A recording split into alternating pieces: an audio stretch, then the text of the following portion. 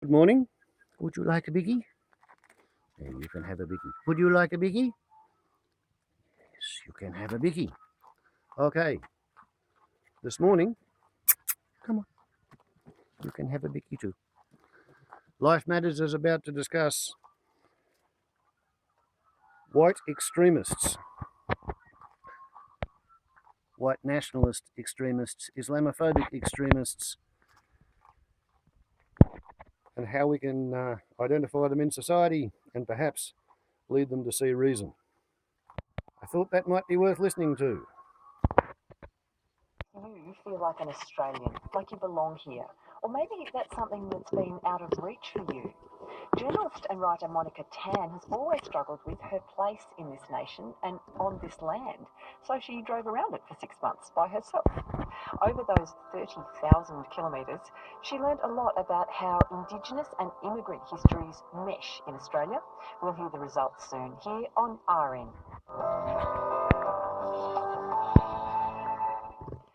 The attacks on two mosques in Christchurch last week left 50 people dead and scores injured.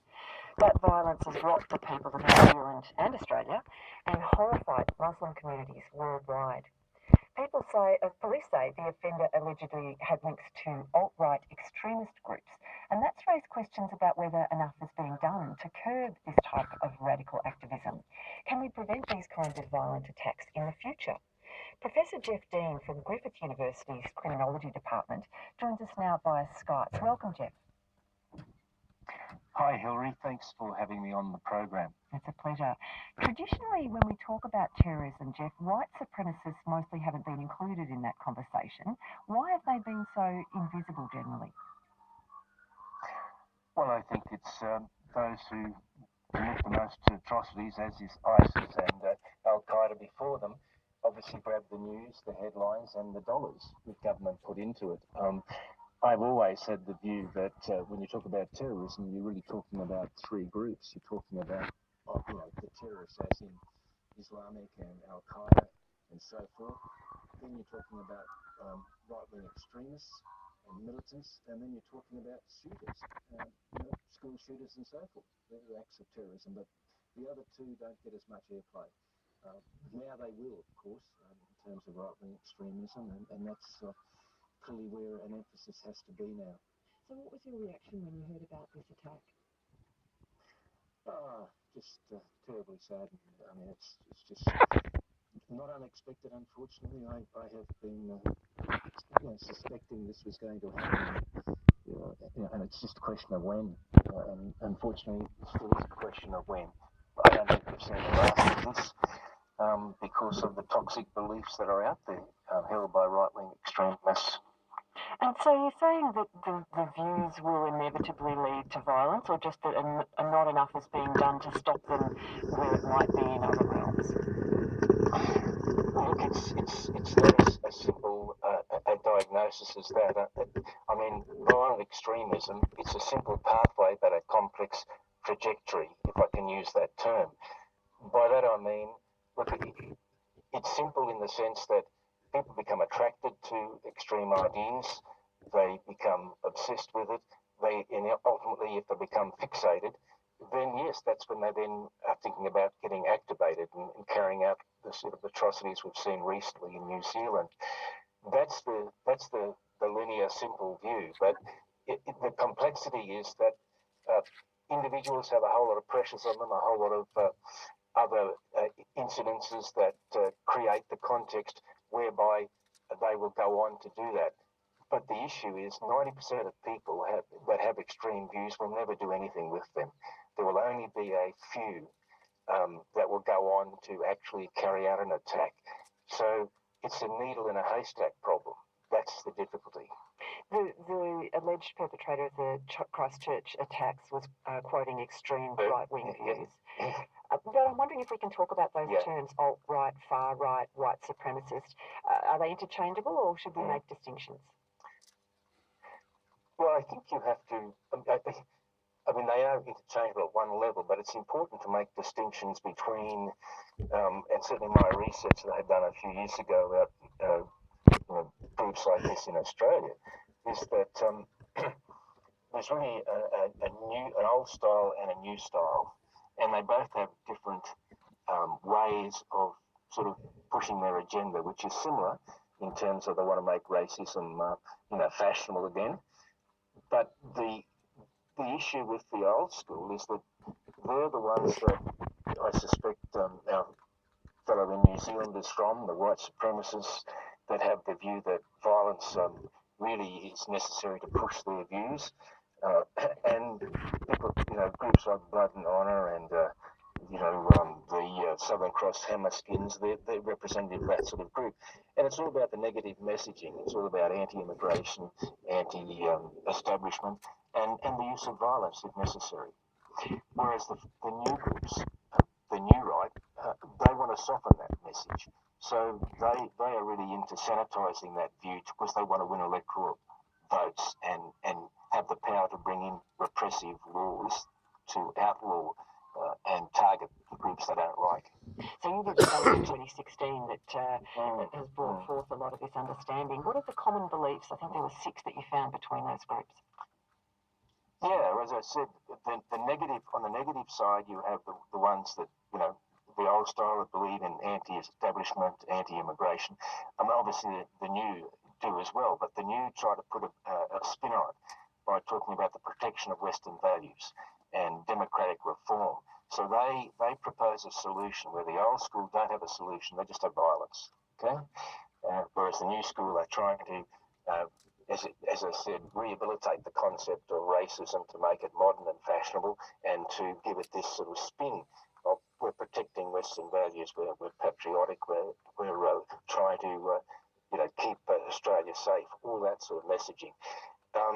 They all have the view that they want to return to traditional values, which is that ultra-conservative sort of view, and they all have a view that when they get in power, or if they gain power, they want a strong state, which is obviously an authoritarian sort of repressive way of going about business, which is really spends, it's the death knell of democracy as we know it, if that comes about.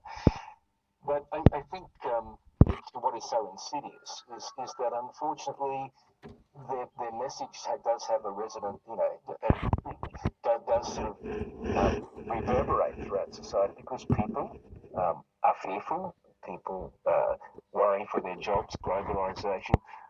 I think the problem from my point of view with right-wing extremists is not necessarily that their analysis of the issues facing society is wrong. The problem is always their solution. The solution is always going to end up as an authoritarian one.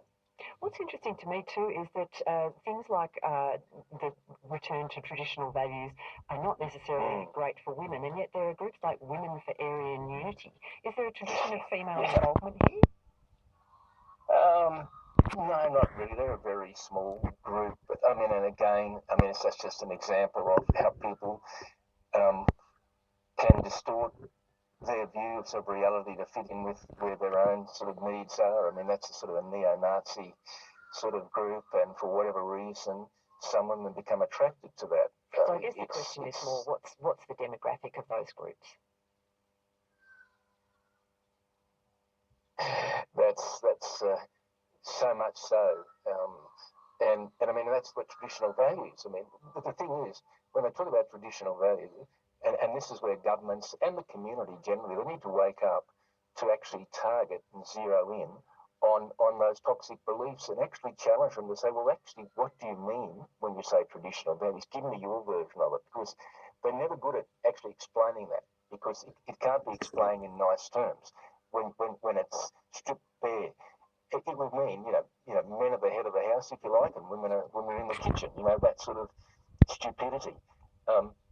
And it's the male domination thing. We've just seen so much of that. And yet no one actually challenges them in their beliefs because they're a wonderful, clever marketing tool to say we believe in traditional values. Well, who doesn't? But what do you actually mean by that? So, Professor Jeff Dean, the criminologist from Griffith University, if I can ask you, who's in these groups? What's attracting the people that are attracted to these groups? Well, it's a bit what we saw in the Trump phenomenon. There's a range of people. It isn't just young, impressionable white males, which is certainly probably the majority. You would think. I mean, it's hard to get a demographic. They don't publish their details like that. And who are their 63,000 subscribers on Facebook to Reclaim Australia? We don't have the demographics in that way. But one would expect there's obviously a fair percentage of white Australians, young males, because they're lost. They find life meaningless. They find it stressful. It's just it gives them a mission, a purpose, and a meaning beyond what they don't have. But there's also the average person in the street who the mums and dads who think, well, yeah, we're fearful for our future. We want to have a better future. And these people are saying we have a solution. And so it's attracting a lot of people from quite a broad range. Although, as I said, it doesn't have to be white males, young males. And are there early warning signs that flag points where you might be able to step in and help people if they are looking at going down this path towards extremism? Yeah, look, yes, there are. I mean, it begins in the head. It begins with their thinking. That's the point. Because ultimately, when you break down any of their messaging and their beliefs, it's a simplistic black and white view of the world. There is actually no sophistication there. There's no grey. Everything to them is black and white. You're either for us or against it. It's sort of rubbish. That you're either one of us or you're one of them. It's the us and them, the black and white, the right and wrong. That sort of formulation underpins everything they do.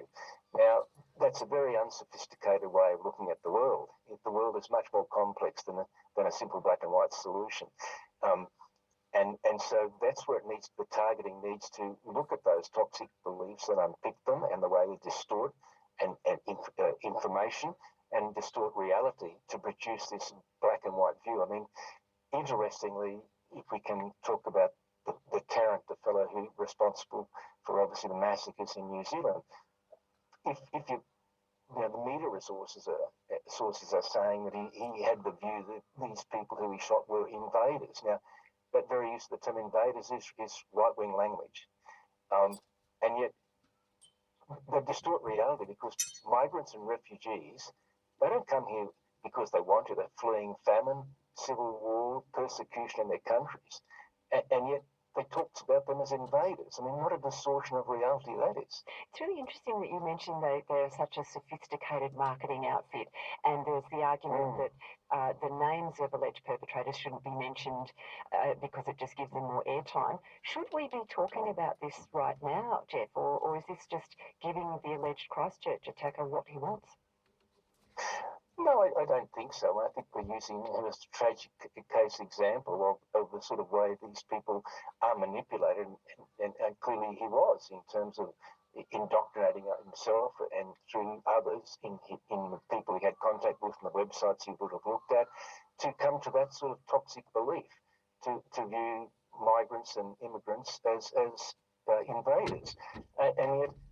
That's the very thing we need to have a discussion about, is to say to people, look, wake up with what the messages that you are getting and what you are told, and check it out and see, just what the substance of that is, because ultimately, and it begins with people being attracted to those ideas. And if young men are lost and finding life meaningless, wandering around looking for a friend, they're sitting targets for groups like this to be able to indoctrinate them into this sort of distorted view.